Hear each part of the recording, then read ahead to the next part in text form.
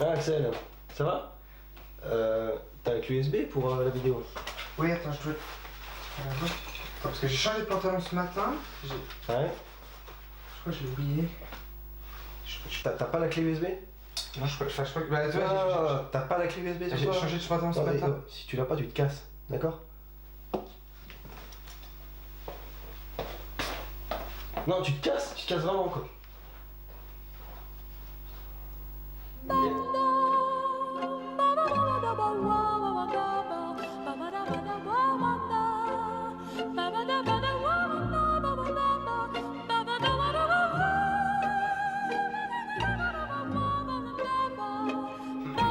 Bonjour à tous, ici les Geekophiles, je suis revenu malgré ma virée et on va commencer cette vidéo sur les films de février. Je suis toujours avec Florent. Salut. Et on va commencer du coup avec nos films, nos préférences de février.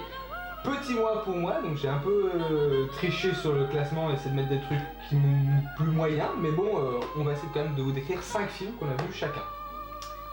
Alors, tu veux commencer? Ouais, bah si tu veux, ben, je vais commencer moi avec mon top 5. Top 5, c'est Mort sur le Nil de Kenneth Branagh. Donc le premier Kenneth Branagh de l'année. Voilà, c'est ça, parce qu'il y a un deuxième qui est sorti en mars.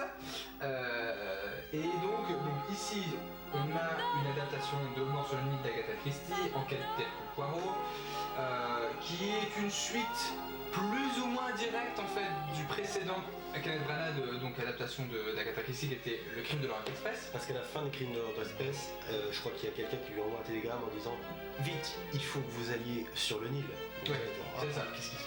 Et donc on a cette suite plus ou moins directe du film précédent. Et là on va suivre évidemment l'histoire donc d'un meurtre. Le meurtre donc d'une riche dame qui s'est mariée, il y a eu côté trahison, etc. Elle s'est remariée, enfin elle a piqué le mari d'une de ses amies, etc., etc. Donc elle détestait tout le monde, donc évidemment tout le monde est accusé. Gros cluedo géant comme habituellement dans les enquêtes de ce genre-là, comme Agatha Christie aimait bien les faire. Donc moi je ne connaissais pas l'œuvre d'origine, donc je ne connaissais pas la fin. Mais il y a quand même 2-3 défauts, on va dire, à ce truc-là, c'est que ce film, c'est que je trouve qu'il y avait 2-3 ficelles que j'ai vu venir, parce que dans la mise en scène, c'est peut-être un peu grossier. Et ce que j'ai trouvé dommage, je commence par ce qui est dommage, avant de dire ce qui est bien, c'est qu'ils ont tenté de mettre un background à Hercule Poirot que je trouve un petit peu maladroit. Il y a une scène au début qui ne sert pas à grand-chose, et puis une scène à la fin qui, pareil, nous amène à un background que je trouve pas très utile. Tu veux dire le background, c'est justifier pourquoi Hercule Poirot est là? Ouais, c'est ça. Ouais, c'est ça. Et puis aussi pourquoi pourquoi il a une moustache. Alors voilà, en fait, il y a tout un truc sur pourquoi il a une moustache. Et j'ai fait pourquoi ça? Pourquoi en fait? Donc bon, je l'ai vu en version originale, donc c'est assez marrant parce que du coup Hercule Poirot est un personnage belge, donc il parle français en partie. Donc c'est très drôle de voir Kenneth Branagh essayer de se débrouiller en français. Il se débrouille pas trop mal. Il y a 2-3 trucs dans le jeu qui tiquent un peu sur les moments d'émotion où Kenneth Branagh, il parle le anglais mais avec un accent, français avec un accent terrible, donc ça fait bizarre. Mais sinon, je trouve que l'effort est intéressant et il y a quand même 2-3 acteurs et actrices qui se parlent très très bien en français, comme Rose Leslie, parce que je pensais qu'elle était française tellement elle parlait bien français. Mackay c'est une exception, elle parle français parce que c'est une française, mais voilà. En tout cas, je trouvais pour la mise en scène, le visuel, le côté enquête, si vous aimez bien les enquêtes, que vous ne connaissez pas ceci, ça reste intéressant à regarder, c'est un film divertissant. Voilà. De toute façon, il appartient à Disney maintenant, donc peut-être qu'il sera sur Disney Plus Voilà, dans quelques temps. Alors moi, au numéro 5, j'ai mis Un autre monde de Stéphane Brisé, à ne pas confondre avec Un monde, dont on a parlé en janvier. J'ai terminé avec ces problèmes. Donc c'est un film avec Vincent Lindon, et c'est le 3e épisode d'une espèce de trilogie spirituelle de Stéphane Brisé autour du travail. Donc il avait fait La loi du marché, dont Vincent Lindon avait eu la palme du meilleur acteur. Un gros succès ce film, qui parlait d'un chômeur qui avait du mal à trouver un boulot, qui devenait vigile, avec montrer la monstruosité de ce travail, voilà, les conditions, la hiérarchie, tout ça.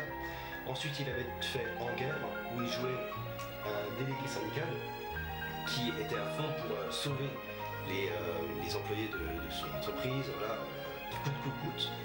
même quand les propositions inter-syndicats étaient intéressantes, lui il disait non, il faut qu'on combatte encore une fois cette entreprise.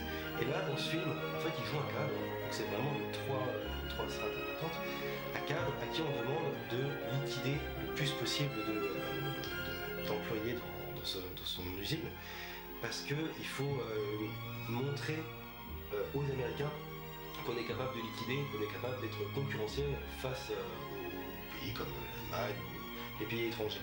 Et lui, en fait, il va être tiraillé entre la protection de ses employés et le fait de faire du chiffre. Et aussi le fait de risquer de se faire virer s'il ne remplit pas ça. Donc le film est vraiment très bon. Il évite d'être manichéen. On arrive vraiment à s'attacher à lui. Jusqu'à dans des travers où par exemple on va avoir une scène qui est assez importante, qui n'est pas vraiment du spoil, où les employés vont venir vers lui en lui disant est-ce que vous comptez virer des gens? Et lui il va se retrouver écartelé à se dire si je dis oui, bah à ce moment-là je me fais avoir par l'élection, et si je dis non, bah je leur mens et à ce moment-là je pourrais me faire avoir.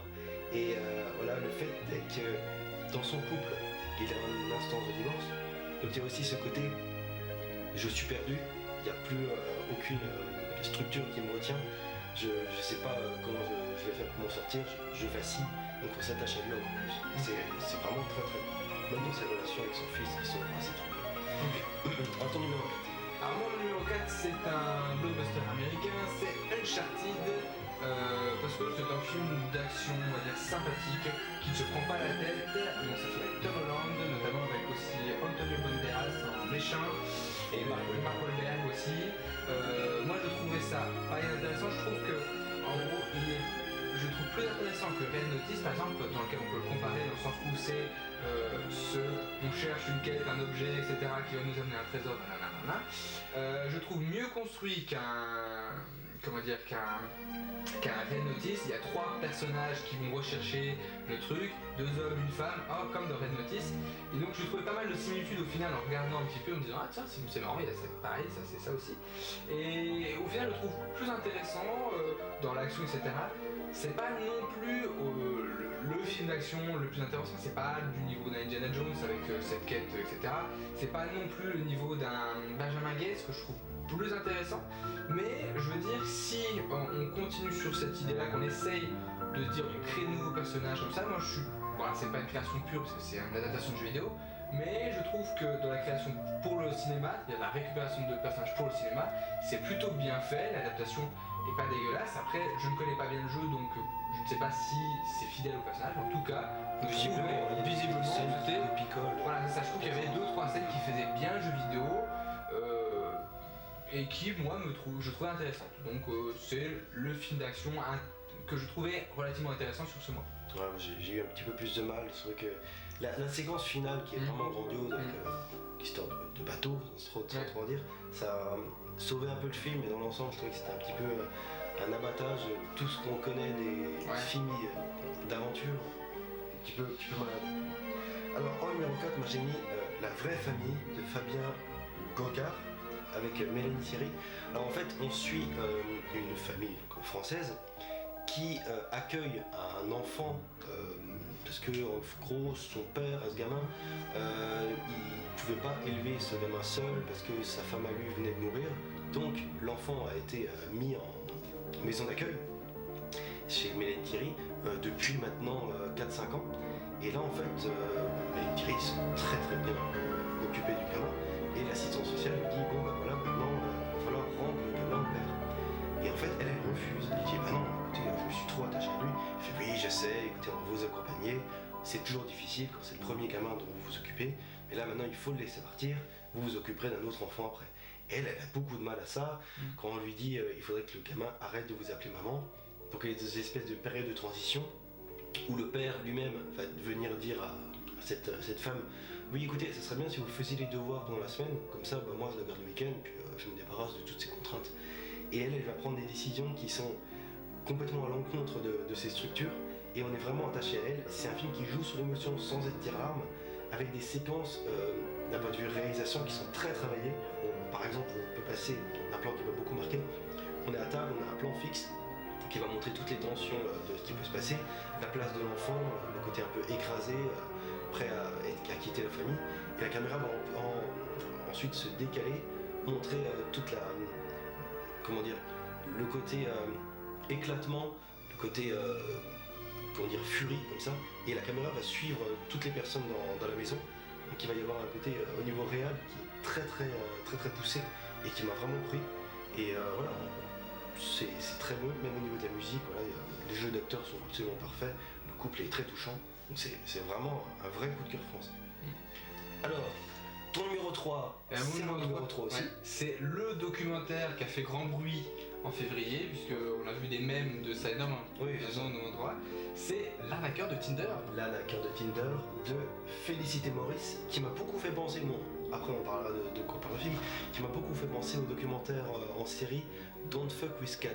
Okay. Dans le côté qui commence avec une histoire qui semble assez banale, hein, et plus le film avance, puis on se dit, mais c'est incroyable, oh mais c'est horrible, mais jusqu'où ça va aller? Et on est pris, on est vraiment intéressé, donc j'ai l'impression que Netflix, il tient un petit peu une espèce de recette. Ouais, sur les documentaires ça marche bien, ouais. Alors de quoi ça parle? Alors ça parle en fait d'un mec qui, comme son nom l'indique, a arnaqué des filles sur Tinder. Et en fait c'était quelqu'un qui, un petit peu un jeu de pyramide, c'est-à-dire qu'en gros il était toujours sur 2 ou 3 filles en même temps. Et en fait il se servait, il donnait, en fait il montrait qu'il avait beaucoup d'argent à une fille, et en parallèle il piquait de l'argent à une autre en lui faisant croire qu'il avait des problèmes, qu'il s'était fait agresser, que comme il était fils d'une famille de diamantaires, il était menacé que ses comptes il pouvait pas les utiliser sinon il avait été repéré, mais qu'il lui rembourserait, que tout irait bien, qu'elle fasse un prêt de 20 000 euros, pas 20 000 dollars, et qu'il la rembourserait. Et en fait il va utiliser à chaque fois donc 2 personnes, donc une qui va appâter avec l'argent de la victime précédente, et puis la victime précédente qui va user en lui piquant de son argent, et finalement progressivement la dégager pour ensuite arnaquer celle qu'il a en ce moment. Et donc du coup c'est vraiment des arnaques comme ça. En fait il va essayer de draguer certaines, se faire des amis avec d'autres, et il va vraiment tricher là-dessus. Et on voit c'est assez impressionnant toute la magouille qu'il a construite. Et c'est même flippant, parce qu'en fait il a été brillant dans l'horreur. Non mais c'est ça, et nous on adore les côtés malsains, et là on se dit mais son intelligence est quand même ultra structurée, parce qu'on se dit que c'est comme les marins, il a une femme dans chaque port. Ouais, c'est ça. Donc dès qu'il se déplace en avion pour aller dans un autre pays, il retrouve, il dit ah bah toi, j'ai pas pu te voir la semaine dernière parce que il fallait que je gère des affaires avec mon père parce qu'il gère des diamants. Du coup on pourra se voir dans un mois, et puis du coup le mois d'après, bah, il va en voir une autre, et puis il explique. C'est très impressionnant, et en fait on voit ça au travers des yeux de 2-3 victimes. Ouais, de 3 victimes. Qui viennent vraiment de couches sociales totalement différentes. C'est ça qui est intéressant. Et elles expliquent qu'en fait au début, il y a un mec milliardaire qui les drague, plutôt beau gosse, qui au bout de... Alors ça, moi je serais quand même inquiété. Ouais. Au bout de 2 jours, il lui dit ah viens dans mon jet, on va à l'autre bout du monde. Oh super. Ah ouais super. C'est moi j'aurais quand même un peu tiqué à ce moment-là je pense, mais en tout cas voilà, il a profité de détresse peut-être émotionnelle de ces personnes à certains moments.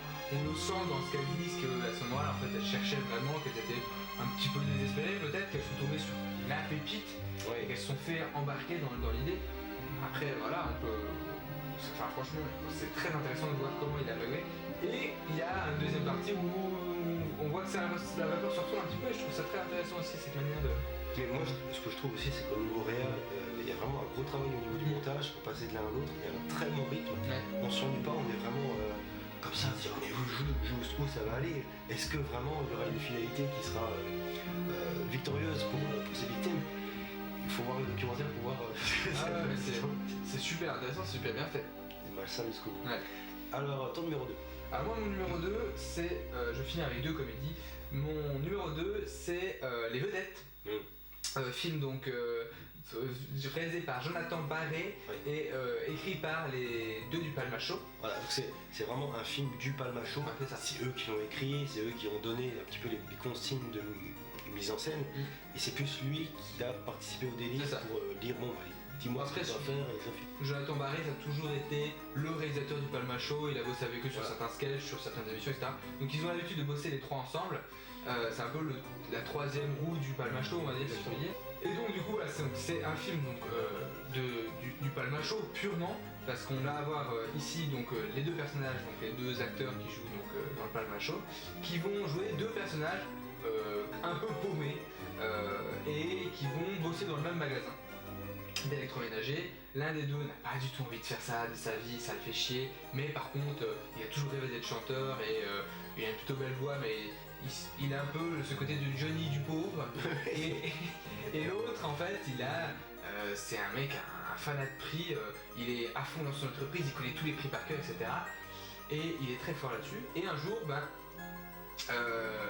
l'un des deux en fait a des problèmes financiers, enfin les deux ont des problèmes financiers, et l'un des deux, le chanteur amateur, se dit tiens, attends, lui il est bon en prix, je vais l'inscrire au juste prix en fait, mais de ce film. Ça s'appelle pas le juste prix, mais c'est le même principe. Comme dans Rayman, quoi. Ouais. Tu sais compter les cartes? Allez, on va à Las Vegas, c'est parti. Et donc du coup il dit voilà, on va se faire de l'argent et tout, le mec est pas trop d'accord, donc il fait en sorte de les faire virer, et ils se retrouvent les deux dans cette aventure télévisuelle où ils vont se retrouver confrontés au monde de la télévision. Voilà. Et après je raconte pas ce qui se passe derrière, mais en tout cas je trouve assez drôle, et je le mets là, je le classe aussi bien parce que j'avais été un peu déçu par La folle aventure de Max Heller, qui est le premier film, parce que moi je trouve qu'il y avait des choses intéressantes, mais c'était beaucoup trop.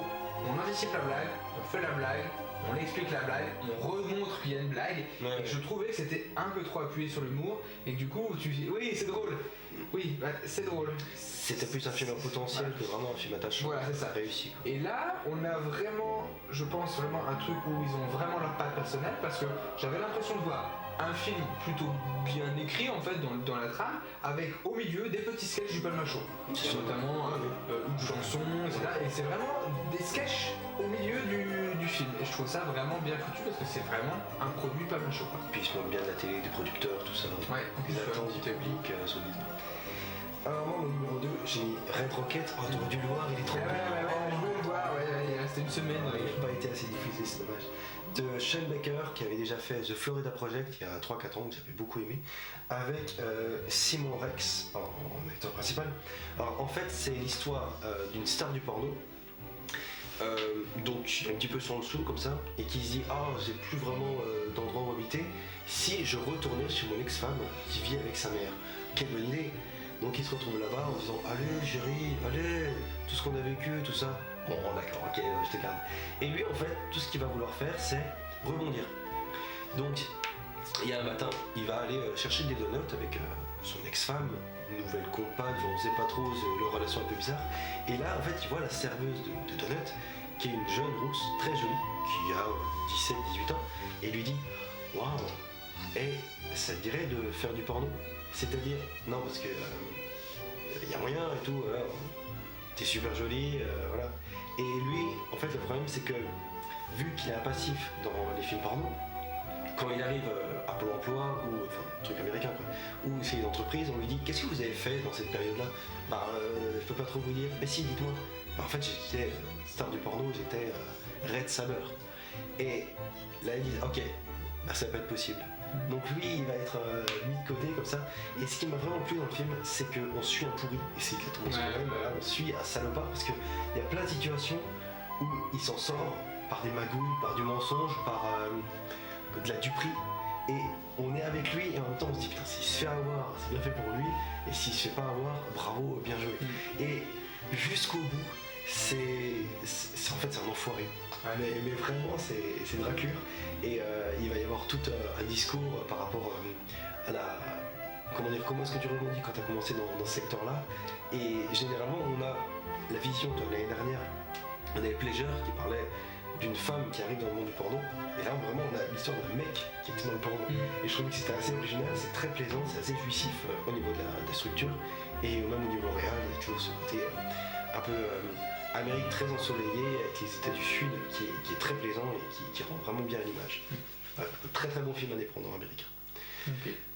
Alors ton numéro 1. Et bien mon numéro 1, on l'a déjà un peu teasé dans la première partie, enfin, dans l'introduction, c'est Zai Zai Zai Zai, un film donc, qui est une adaptation d'une BD de Fabrice Caro. De François Dezania. Et donc le film est de François Dezania. Celui qui avait fait les 11 commandements par exemple. C'est ça. Donc grand pote de Michael Youn et qui ici donc, a pris Jean-Paul Rouve pour jouer le personnage de Fabrice, qui est un comédien plutôt réputé et qui en fait va avoir un jour un accident. C'est-à-dire qu'il arrive dans son supermarché et il a changé de pantalon et il a oublié d'enlever la carte de fidélité de son pantalon. Et il arrive dans le supermarché sans carte de fidélité. Ah bah il cherche aussi. Et les gens, et là ça devient le drame. C'est monsieur, je vais vous demander de sortir. Non, et on veut l'arrêter, c'est devenu l'ennemi public numéro 1. Donc il s'enfuit à l'aide d'un poireau. Et va s'engager une cavale avec ce personnage. Qui a vrillé quoi. Un jour il a oublié sa carte de fidélité quoi. Donc c'est vraiment un humour très absurde, complètement décalé. Donc il y a d'autres choses, je vais pas détailler parce que je trouve que c'est assez drôle de découvrir le truc. Il y a un personnage de Ramsey que je trouve assez intéressant aussi. Et donc en gros on a un humour vraiment très décalé, très à côté de la plaque exprès. Il y a pas mal de blagues donc, qui sont reprises de la BD, mais il y a quelques exclus, on va dire, qui sont bien dans l'ambiance du film. Et vous le savez, si vous avez vu les vidéos précédentes, j'ai adoré le discours parce que j'adore Fabrice Caro. Donc je suis vraiment très friand de cet humour et c'est pour ça que j'ai beaucoup aimé ce film, beaucoup rigolé. Et vraiment, je peux le conseiller dans les films de février de cette année. Alors, il paraît que le film était réputé inadaptable. Le film oui, en même temps c'était compliqué. Parce que je trouve que finalement c'est quand même réussi par rapport à ce côté. Alors ouais, c'est vrai que c'est toujours, je pense que ça doit être compliqué d'adapter un bouquin de Fab Caro, dans le sens où il y a un rythme qui est en fait, tu le vois, tu le sens à la lecture en fait, le rythme. Alors du coup tu le lis, je pense comme l'auteur le veut, et c'est difficile quand on t'impose un rythme. De ne pas avoir le rythme Fab Caro, tu sens quand il y a du malaise qu'il faut tenir les instants, etc. Et là je trouve que c'est plutôt bien fait, on a 2-3 instants où on va laisser le malaise s'installer, moi j'aime bien cet humour de malaise à la vie office ou des trucs comme ça, ou l'humour complètement absurde, voilà, et je trouve ça très intéressant.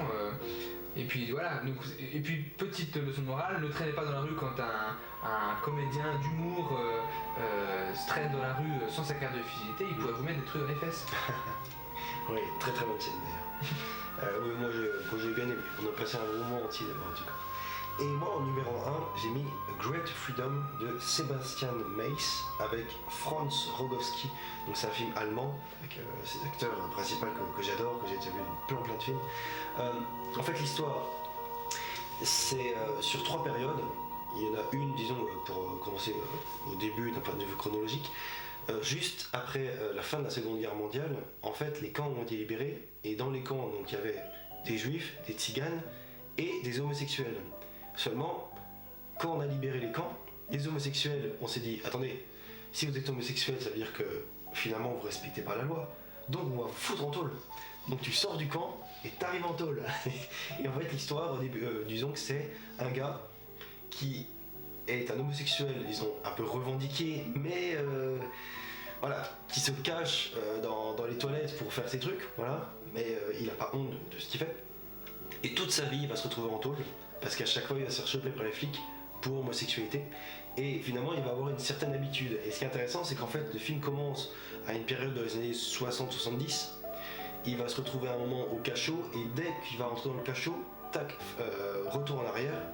Et on va le voir par exemple en 45. Ensuite on va voir, il va retourner au cachot, tac, saut dans le temps, il va se retrouver dans les années 80. Donc c'est bien parce qu'il y a une réelle évolution. On va voir le personnage vieillir, on va voir ses rapports avec ses colocataires qui au début on voit ça de façon horrible, on dit mais qu'est-ce que c'est que ça, l'homosexuel, c'est pas normal et tout. Et finalement qui va avoir un certain attachement.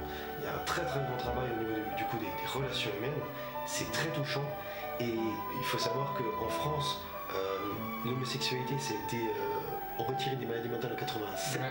Et dans le film, là, on se rend compte que finalement, les Allemands n'ont pas été plus rapides que nous. Non, c'est très très long pour l'homosexualité de ne pas la considérer comme une maladie, et c'est très étrange, mais enfin ça nous paraît très étrange. Mais là, c'est vraiment la loi, c'est- c'est une loi qui dit ah, c'est homosexuel qui compte. Et c'est très fort, et la fin, je vais pas vous la révéler, mais moi, elle m'a fait chialer, sans être tir à l'arbre, encore une fois, parce que elle est belle, elle est très très bien choisie, et elle est vraiment très forte par rapport à tout ce que le film raconte. Je crois qu'elle a été nommée aux Oscars l'année dernière, et franchement, après coup, vu qu'on le voit que maintenant, c'était à lui qu'il fallait le donner. Voilà, en meilleur film étranger. D'accord. Alors voilà ce qui nous conclut pour les films février. de février. Du coup on va revenir assez rapidement pour mars, et puis on va aussi, vous allez voir dans les temps, alors je sais pas ce qui va sortir en premier, mais aussi une vidéo sur les Oscars, on va essayer de faire, parce qu'à nous deux on a quasiment vu tous les Oscars, Ouais. au moins tous ceux qui sont disponibles en France, C'est ça, exactement. et on va vous décrire simplement, faire la vidéo description des films, et puis la vidéo C'est ça, pronostic. pronostic. Après, on les a pas forcément tous vus, donc on va essayer de faire selon ce qu'on a vu, ce qu'on apprécie, quoi. Tout à fait. Voilà, finité. Et une cantate avec